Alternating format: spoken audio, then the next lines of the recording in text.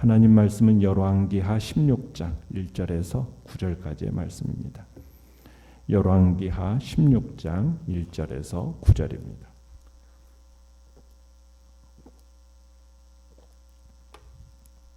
열왕기하 16장 1절에서 9절 우리 한 목소리로 같이 읽습니다. 시작.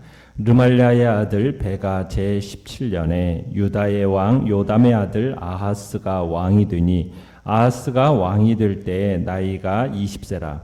예루살렘에서 16년간 다스렸으나 그의 조상 다윗과 같지 아니하여 그의 하나님 여호와께서 보시기에 정직히 행하지 아니하고 이스라엘의 여러 왕의 길로 행하며 또 여호와께서 이스라엘 자손 앞에서 쫓아내신 이방 사람의 가증한 일을 따라 자기 아들을 불 가운데로 지나가게 하며 또 산당들과 작은 산 위와 모든 푸른 나무 아래에서 제사를 드리며 분향하였더라. 이때에 아람의 왕 르신과 이스라엘 왕 르말랴의 아들 베가가 예루살렘에 올라와서 싸우려 하여 아하스를 에워쌌으나 능히 이기지 못하니라.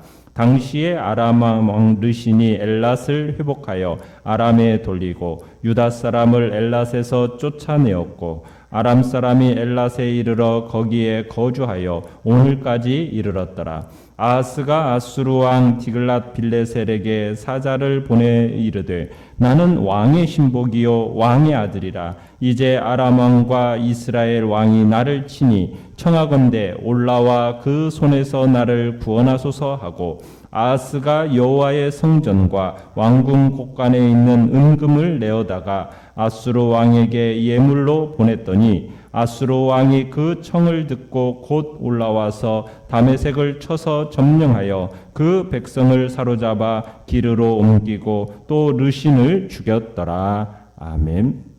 오늘 말씀의 제목은 위기 앞에 비굴해진 왕이라는 제목으로 말씀을 나눕니다. 지금까지 성경은 북이스라엘 왕들에 비해 남유다 왕들은 비교적 긍정적으로 평가를 해왔습니다. 다윗 왕조를 계승한 이 유다 왕들은 비교적 선한 왕들이었죠.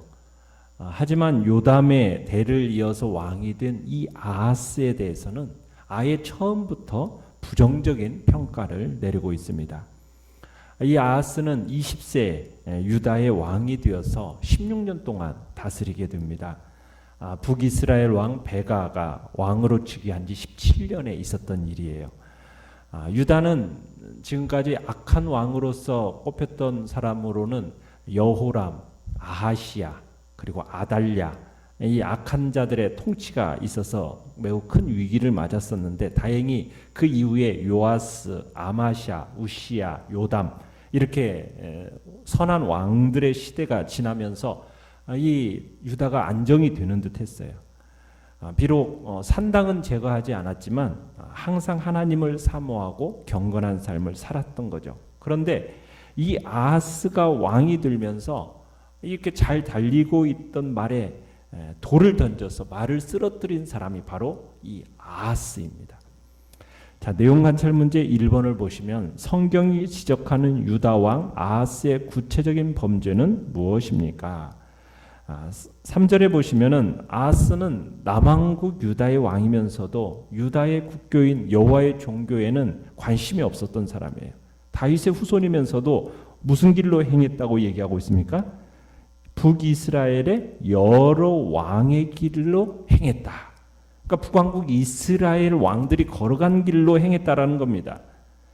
하나님의 신실한 종노릇을 하던 그 선진들의 뒤를 따라가려 하지 않고 하나님을 배반하고 나라를 가르고 새로운 종교를 만들어서 우상 숭배를 한 이스라엘 열왕의 길로 행했다는 겁니다. 유다의 역사에 있어서 길이 남을 최악의 두 왕이라고 뽑으면은 오늘 우리가 보게 되는 이 아하스 왕과 그 다음에 히스기야의 아들 므낫세 왕입니다. 이 두 왕이 최악의 왕이에요. 이 두 사람은 유다의 왕들 중에서도요. 오늘 본문에서 3절에 보면 끝에 보면 가증한 일을 행했다고 하는데 어떤 일을 행했다고 합니까? 자기 아들을 불 가운데로 지나가게 했다라고 얘기하고 있어요. 이게 이제 몰렉 제사인데요. 자기 자식을 몰렉에게 번제로 바친 겁니다. 이 두 왕 아하스와 므낫세가 바로 이런 짓을 했어요. 몰렉한테 자기 어린 아이를 바치는 거예요. 불 속으로 그 아이를 지나가게 해서 타 죽게 만드는 겁니다. 왜 그런 일을 하겠습니까? 사람의 생명을 불 속에다 집어던져서 뭘 누리겠다라는 거예요. 자기의 행복을 누리겠다는, 어떻게 보면 가장 괴악한 일을 자행하고 있는 겁니다. 나의 행복을 위해서, 나의 행복을 위해서 가장 사랑하는 관계인 네가 희생되어야 한다. 짐승보다도 못한, 어떻게 보면 하나님께서 주신 모성애 부성애를 무시하고 자기 자식을 죽여서라도 내 행복을 찾겠다라는 악한 심정, 이 심정이 바로 몰렉 제사입니다. 지금 성전이 완공된 이래 또 계속해서 어떤 일이 일어나고 있습니까? 산당에서 우상에게 예배드리는 그런 유다왕이라는 불명예스러운 기록의 소유자가 바로 또 아하스입니다. 직접 산당과 언덕과 푸른 나무 아래에서 제사를 지내고 분향을 했다라는 거예요. 내용관찰 문제 2번을 보시면 아람과 이스라엘 연합군의 침공에 대한 아하스 왕의 조치와 그 결과는 무엇입니까? 이 아하스가 아람과 이스라엘 연합군의 침공을 받게 되는 상당히 어려운 상황에 처하게 되는데요. 자, 그 위기 속에서 그가 누구에게 도움을 청하고 있습니까? 7절에 가보시면은 어떻게 보면 하나님께서 그런 위기를 주실 때에는 자신을 돌아보고 회개해서 하나님의 도우심을 구해야 옳았던 거지 않습니까? 그런데 불행하게도 하나님께 도움을 구하고 있습니까? 구하지 않고 있습니까? 하나님께 도움을 청하는 게 아니라 누구에게 청하고 있습니까? 아수르 왕 디글랏 빌레셀에게 도와달라고 전령을 보냈습니다. 이방 왕 아수르 왕의 도움을 비굴하게 구하는 인간적인 방법을 선택한 겁니다. 그래서 성전의 보물, 왕궁의 창고에 있었던 보물들을, 금과 은들을 모두 꺼내다가 아수르 왕에게 선물로 보내고 있어요. 이 일에 대해서 성경 기자가 뭐라고 평가를 내리느냐? 해서는 안 될 일을 했다라는 거예요. 마치 자신은 왕의 신복이요 왕의 아들이다 라고 하면서 아들이 아버지에게 도움을 청하는 것처럼 지금 아수르 왕에게 도움을 청하고 있는 모습을 보고 있는 겁니다. 이 장면이 이사야 7장에 가보면은 아하스가 이런 큰 위기를 맞이하면서 마음이 대단히 착잡했던 것 같아요. 그래서 이사야가 북쪽의 두 나라가 동맹해서 유다를 치려한다라는 그 소식을 듣고 나서 유다의 모습을 묘사했는데 이사야 7장 2절에서 이렇게 묘사했어요. 왕의 마음과 백성들의 마음이 마치 큰 수풀의 바람이 흔들리는 것처럼 흔들렸다. 그러니까 아하스 왕과 백성들의 마음이 마치 큰 수풀이 바람에 막 흔들리는 것처럼 흔들리는 그런 상황 속에 있었다라고 표현하고 있는 겁니다. 자, 그런 큰 문제가 있을 때 하나님은 아하스 왕에게 어떻게 해야 될지를 가르쳐 주셨어요. 선지자 이사야로 하여금 아하스 왕을 찾아가서 여호와께서 구원해 주실 것이다 예언을 하면서 선지자 이사야가 아하스에게 일이 이렇게 될 거니까 보증으로 여호와께서 징표를 주실 거니까 징표를 구해라 이렇게 얘기했는데 아하스가 이 이사야 선지자의 권면을 거부해요. 그러자 이사야가 강압적으로 그 유명한 예언을 아하스에게 선포하는데 어떤 예언을 선포합니까? 임마누엘 예언을 선포해요. 그리고 하나님은 아하스가 좋든 싫든 원하지 않든 하나님은 유다를 구원하십니다.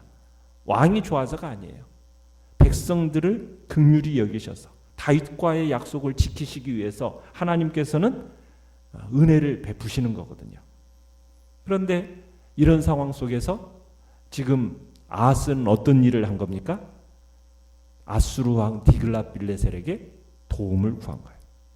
자, 아하스의 요청을 받은 이 디글랏 빌레셀의 입장에서는요. 꽉 먹고 알 먹는 입장이에요. 왜? 지금 자신을 반역한 이 아람 왕과 이스라엘을 쳐야 하는 상황 속에서 유다가 먼저 자신을 도와달라고 명분까지 세워주고 돈까지 보내오니까 이게 이 아수르 입장에서는 굉장히 좋은 기회인 거죠. 그래서 9절에 가보시면 어떻게 했습니까? 아수르 왕이 그 청을 듣고서는 아람의 수도 다메섹으로 진군해서 성을 함락시키고 주민들을 기르러 끌고 가고 그 왕 르신을 살해하게 됩니다. 그러면서 아람이 연약한 나라로 전락하게 돼요. 그리고 이스라엘 또한 한 주로 만들어버립니다. 이렇게 아수르가 아람과 북이스라엘을 치면서 그로 인해서 유다와 암몬과 모압이 잠시 동안은 이익을 얻어요.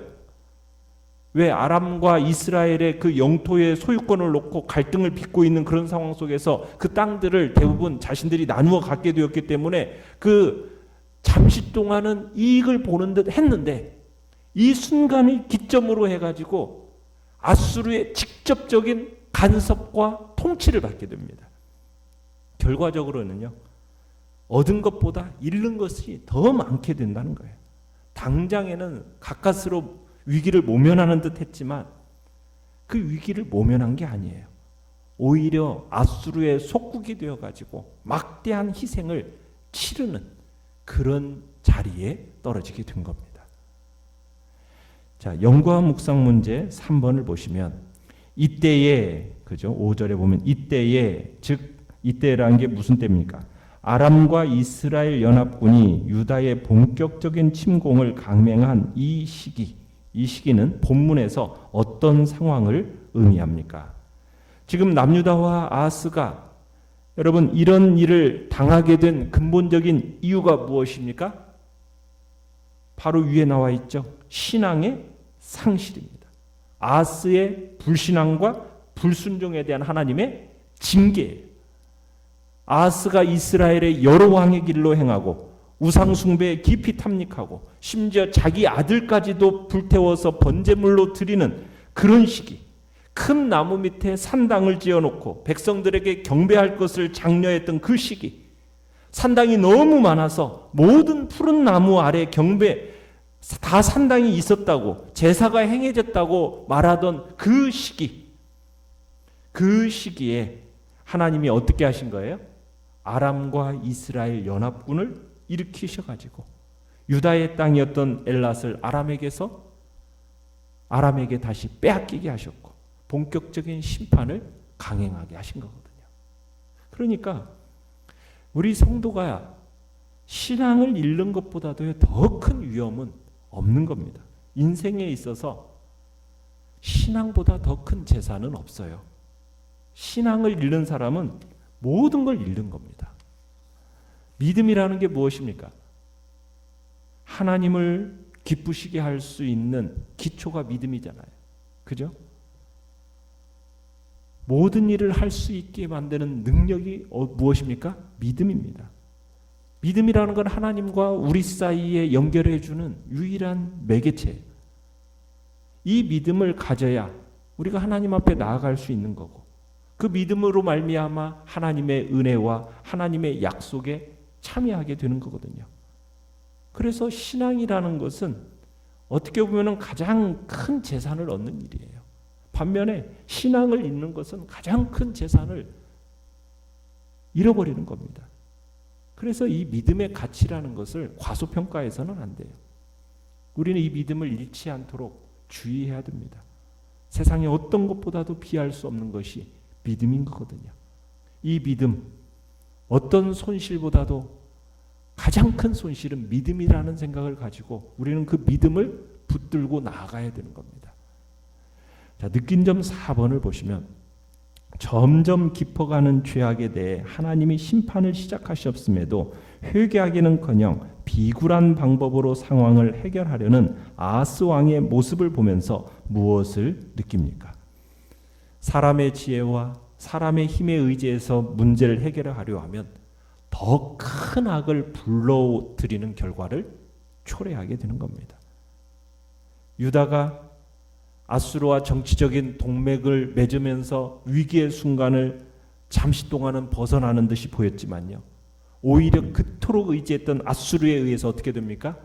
공격을 받아서 멸망의 위기에까지 처하게 되는 거예요. 의지의 대상이 오히려 문제의 원인으로 다가오는 겁니다. 현대를 살아가는 우리에게 있어서도 얼마든지 경험될 수 있는 얘기예요. 우리가 그토록 신뢰했던 사람이 자신의 이익에 따라서 우리를 배신하는 경우가 허다하지 않습니까? 그렇게 신뢰했던 사람은 우리의 신뢰의 대상이 될 수가 없다라는 거예요. 모든 상황 속에서 하나님을 적극적으로 선택하지 않으면 결국 세상의 종이 되어서 비참하게 살아갈 수밖에 없게 되는 것이 우리 믿는 자들의 삶인 겁니다. 그래서 우리가 위기의 순간에 우리가 궁극적으로 의지해야 할 것은 어디입니까? 하나님밖에 없는 거예요. 우리의 피난처는 하나님이 되는 겁니다. 앞을 모르는 사람이 앞을 향해서 전진하려면 오직 앞을 다 정하시고 인도하시는 여호와 하나님을 의지해야 되는 거죠. 사람의 힘과 사람의 꾀를 의지하면 점점 더 올무 가운데로 들어가게 되는 겁니다. 깊은 함정 속으로 빠져들어가게 되는 거예요. 그렇기 때문에 우리는